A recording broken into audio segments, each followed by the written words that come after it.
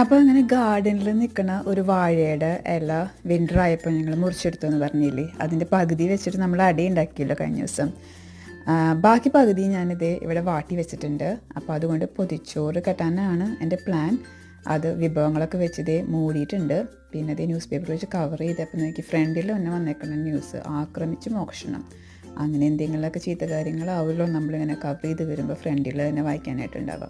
ഇനി ഒരു 2 മണിക്കൂർ കഴിഞ്ഞപ്പോൾ ഞാൻ തുറന്ന് നോക്കുകയാണ്, നല്ല മണം വരുന്നുണ്ട് കേട്ടോ. അപ്പോൾ ഇത് ഞാൻ ഇങ്ങനെ ഡാഡിനോട് പറഞ്ഞപ്പോൾ ഡാഡി പറയാം ഡാഡിക്ക് ഇഷ്ടമില്ല അത്രയും മണം, കാരണം പണ്ട് സ്കൂളിൽ പോയി വരുന്നതൊക്കെ ഓർമ്മ വരുന്നത്.